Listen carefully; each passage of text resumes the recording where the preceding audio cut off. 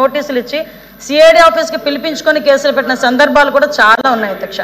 ఇలాంటివి దయచేసి వినండి సార్, నేనేమి అబద్ధాలు మాట్లాడేట్లా, నేను విషయం చెప్తున్నా సార్. కొన్ని క్వశ్చన్స్ అడిగారు, మీరు కూడా 5 సంవత్సరాలు, లాస్ట్ 5 సంవత్సరాలు మీరు కూడా అధికారంలో ఉన్నారు.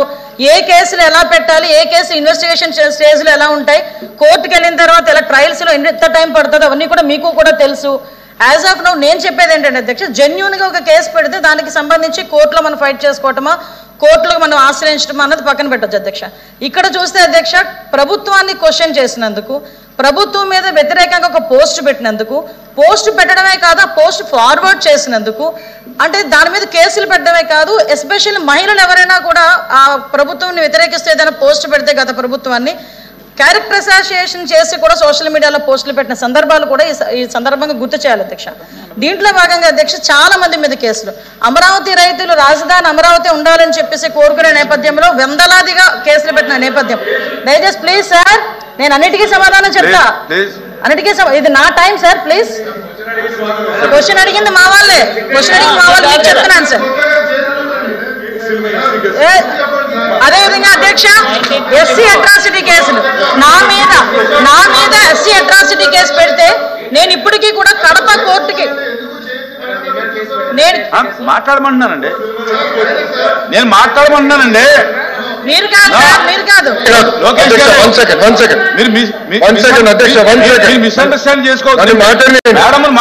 నేను మీ గురించి కాదు, బొత్స గారి గురించి మాట్లాడుతున్నా. మీరేం చెప్పారు, మెంబర్స్ అందరూ మీ వైపు చైర్ వైపు చూడమని మాకు రూలింగ్ పాస్ చేశారు. అదే రూలింగ్ అటు చేయండి. ఆయన ఎందుకు మేడం గారి వైపు చేతి మాట్లాడుతున్నారు? ఎస్, మీరు ఇట్లా అన్నారు కాదా, వీడియోలు తెప్పించండి, చూడండి సార్. సార్ ఆయన మా వైపు అవకాశం ఇవ్వలేదు కదండి, మీ వైపు చూడమనండి. మీరు మాకు ఒక రూలింగ్ ఇస్తే ఆయన అవకాశం ఇవ్వలేదండి. ఆయన సైడ్ కమెంట్స్ పాస్ చేస్తారు కాబట్టి కాదు, ఆయన సభలో ఒక రూలింగ్ ఇవ్వకూడదు అధ్యక్ష. ఇద్దరికి ఒకే రూలింగ్ ఇవ్వాలి అధ్యక్ష. ప్లీజ్, అన్యాయం అధ్యక్ష. ఇవ్వండి అధ్యక్ష, మమ్మల్ని కాపాడాలి అధ్యక్ష. మీరు నేను ఆయనకి ఇవ్వలేదు కదా అవకాశం, బట్ ఆయన మీ వైపు చూసి కమెంట్లు ఇవ్వాలండి. కమెంట్లు పాస్ చేస్తున్నారు. ఆయన ఎలా నడుస్తున్నాడో ఏంటో కమెంట్లు పాస్ చేస్తే ఎట్లా అధ్యక్ష? మహిళా హోంమంత్రి గారు చేస్తే ఎట్లా అధ్యక్ష? చెప్పండి. మంత్రి సమాధానం చెప్తున్నప్పుడు అడగడం కూడా కొంచెం పొరపాటే కదా అధ్యక్ష. ఎల్ఓపి గారు కదా, నేను అదే మా లోకేష్ గారు చెప్తున్నారు, దాని గురించి అలా చేయొద్దునా కూడా అధ్యక్ష. నేను అలా అడిగినా కూడా నేను సమాధానం చెప్తున్నాను కదా అధ్యక్ష. దయచేసి ఇప్పుడు దీన్ని కొంచెం వాళ్ళు డైవర్ట్ చేయడానికి ప్రయత్నం చేస్తున్నారు అధ్యక్ష.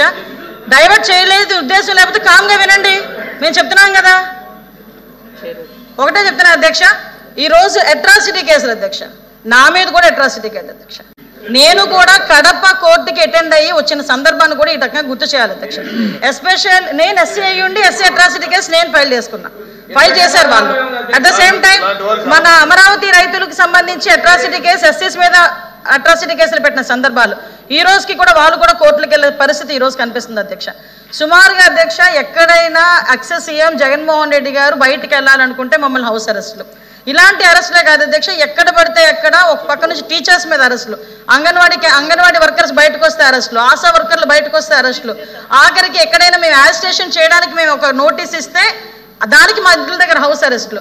ఇలాంటి నేపథ్యంలో అధ్యక్ష చాలా హౌస్ అరెస్టులు జరిగినాయి, చాలా మంది మీద కేసులు పెట్టారు. కొన్ని కేసులు అయితే చాలా మట్టుకు కేసులు కూడా మా వరకు దృష్టికి వచ్చినాయి అధ్యక్ష. సుమారుగా అంటే మా పోలీస్ డిపార్ట్మెంట్కి ఇలా మా మీద అక్రమ కేసులు పెట్టారు, వీటి మీద చర్యలు తీసుకోండి అని చెప్పి రిప్రజెంటేషన్స్ వచ్చిన కేసులు దగ్గర 3116 కేసులు వచ్చినాయి అధ్యక్ష. ఇంకా చాలా రాని కేసులు చాలా ఉన్నాయి అధ్యక్ష. అండర్ ఇన్వెస్టిగేషన్లోని అదేవిధంగా పెండింగ్ ట్రయల్స్లో కొన్ని ఉన్నాయి, కొన్ని కేసెస్ డిస్పోజ్ చేశాము. ఎస్పెషల్లీ ఇంకా కొన్ని కేసెస్ని కూడా కోర్టులో ఉండడం వల్ల కొన్ని కేసెస్ కూడా ట్రయల్ వెళ్తున్నాయి అధ్యక్ష. ఇందాక గౌరవ ఎమ్మెల్సీ గారు మాట్లాడినప్పుడు అధ్యక్ష, నిజంగా అది ఒక వ్యాలిడ్ పాయింట్. ఎందుకంటే నేను కూడా ప్రెజెన్స్ డిపార్ట్మెంట్ చూసినాను అధ్యక్ష. ఎక్కడైనా ఏదైనా ప్రెజెన్స్కి వెళ్ళి వాళ్ళ దగ్గర విజిట్ చేయడానికి వెళ్ళేటప్పుడు అక్కడ ఉన్న రిమాండ్ ఖైదీలు చాలా మంది బయటకు వచ్చి మా మీద అక్రమంగా ఈ కేసు పెట్టారు, ఈ కేసు పెట్టడం వల్ల మేము ఇన్ని సంవత్సరాలుగా బెయిల్ తీసుకొచ్చుకునే పరిస్థితి లేక మేము చాలా మంది ఇందులో ఉండిపోవాల్సి వస్తుంది అని చెప్పారు. దానికి కూడా ఏం చేయాలనేది ఆల్రెడీ సీఎం గారితో డిస్కస్ చేసుకోవడం జరిగింది అధ్యక్ష. దానికి ఒక కార్యాచరణ కూడా ప్రకటిస్తాం. ఎస్పెషల్లీ పాస్పోర్ట్స్ విషయంలోనే, అదేవిధంగా రీసెంట్గా ఇప్పుడు కానిస్టేబుల్ పోస్టులు అవనివ్వండి, టీచర్ పోస్ట్, డిఎస్ఏ పోస్టులు అవనివ్వండి, గవర్నమెంట్ పోస్టులు ఏదైనా వచ్చేటప్పుడు ఇలాగా పొలిటికల్గా పెట్టిన కేసెస్ దృష్ట్యా చాలా మంది విద్యార్థుల మీద కూడా కక్ష సాధింపు చర్యలుగా ఆ రోజు కేసులు పెట్టిన సందర్భాన్ని కూడా గుర్తు చేస్తున్నాను అధ్యక్ష. ఇలా పెట్టిన పాపానికి ఈ రోజుకి కూడా చాలా మందికి వాళ్ళకి ఉద్యోగాలు లేకుండా వాళ్ళు డిస్క్వాలిఫై అయ్యే పరిస్థితులు వచ్చినాయి అధ్యక్ష. ఎస్పెషల్లీ పాస్పోర్ట్లకి సంబంధించి వెరిఫికేషన్కి వెళ్ళేటప్పుడు మేము కూడా దీని మీద డిస్కస్ చేసాము అధ్యక్ష. పాస్పోర్ట్లకి సంబంధించి ఎవరైనా వెళ్తే ఒక కేసు ఉన్నాయి అనుకుంటే ఆటోమేటిక్గా పాస్పోర్ట్స్ ఆపేసే పరిస్థితి, రిజెక్ట్ చేసే పరిస్థితి వచ్చింది. అంటే జనరల్గా కన్విక్షన్ పడిందా, లేకపోతే వాళ్ళ కోర్టు ట్రయల్లో ఉందా, 41A నోటీస్ పొజిషన్లో ఉందా, ఇన్వెస్టిగేషన్ పొజిషన్లో ఉందా, ఎఫ్ఐఆర్ పొజిషన్లో ఉందా, ఇవన్నీ కూడా మేము ఇందాకే మాట్లాడుకొని పాస్పోర్ట్ ఆఫీసర్ వారికి కూడా హోమ్ డిపార్ట్మెంట్ నుంచి ఒక కమ్యూనికేషన్ లెటర్ కూడా పంపించే ఏర్పాటు చేయబోతున్నాం అధ్యక్ష. ఎందుకంటే చాలా మంది మీద అక్రమ కేసులు బనాయించారు. లాస్ట్ 5 yearsలో వాళ్ళు పడకపోతే ఒక దొంగతనం కేసు పెడితే ఒక ముస్లిం ఫ్యామిలీ మొత్తం కూడా సూసైడ్ చేసుకున్న సందర్భాలు కూడా చాలా ఉన్నాయి. ఇలాంటివి కేసులు పడి ఉద్యోగాలు రాక ఇప్పటికీ కూడా కుటుంబ సభ్యులు చాలా ఆవేదనతో ఉన్నారు. కాబట్టి మేము ఒక కమ్యూనికేషన్ కూడా ఒకటి ఇచ్చే ప్రపోజల్ కూడా ఉంది అధ్యక్ష.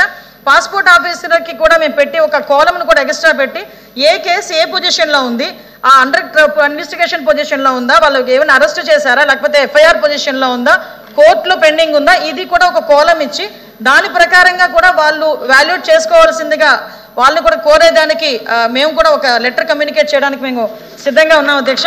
ఇందాక మేము మాట్లాడుతుంటే కేసుల గురించి మాట్లాడుతుంటే ఉలికిపాటు ఉంది అధ్యక్ష. నిజంగా మేము పడ్డాము అధ్యక్ష, మేమే కాదు అధ్యక్ష, ఇక్కడ ఉన్న వాళ్ళు చాలా మందిలో ఈ కేసులు పడిన సందర్భం ఉంటే ఇంకొక విషయం కూడా చెప్పాలి అధ్యక్ష. ఈ సందర్భంగా ఇదే మాట ఒకసారి చంద్రబాబు నాయుడు అంటే ఆ హౌస్ గురించి హౌస్ దగ్గర మాట్లాడకూడదు కాబట్టి ఒప్పుకున్నా. కొన్ని సోషల్ మీడియాలో మాట్లాడేటప్పుడు తెలుగుదేశం ఎన్డీఏ కూటమి సభ్యులలోనే 94% మీద కేసులు ఉన్నాయనని సాక్షి పేపర్ ఏదో రాశాడు అధ్యక్ష. మా మీద ఏమి గొడ్డల వేటు మీద పెట్టామని హత్యల కేసులు లేవు అధ్యక్ష. కోడికత్తున్నదని మా మీద అధ్యక్ష కేసులు లేవు అధ్యక్ష. అమ్మ చెల్లి కేసులు పెట్టామని మా మీద కేసులు లేవు అధ్యక్ష. కేవలం మా మీద కేసులు ఉన్నది ఏంటంటే రాజకీయ కేసులు. నువ్వు ఇసుక మాఫియా చేస్తున్నావని మేము రోడ్డు ఎక్కితే కేసులు పెట్టారు, లేదు మైనింగ్ మీద కేసులు పెడితే కేసులు పెట్టారు. నేను ఎవరి పేరు ఎత్తలేదు, నేను కేసుల గురించి మాట్లాడాను. మీరు భుజాలు తడుకుంటే నేనేం చేయాలి? భుజాలు తడుకుంటే నేనేం చేయాలి?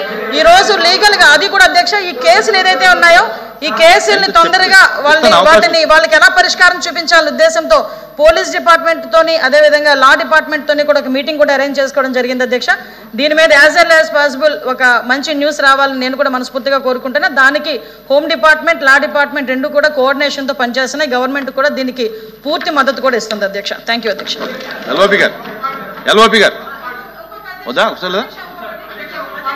కూర్చోండి అధ్యక్ష.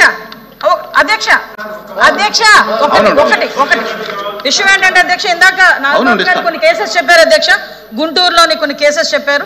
అటువంటి స్పెసిఫిక్ కేసెస్ ఏదైనా ఉంటే కనుక దయచేసి మా దృష్టి కనుక తీసుకొస్తే దాని మీద ఇమీడియట్ గా చర్యలు తీసుకొని వాళ్ళకి న్యాయం జరిగే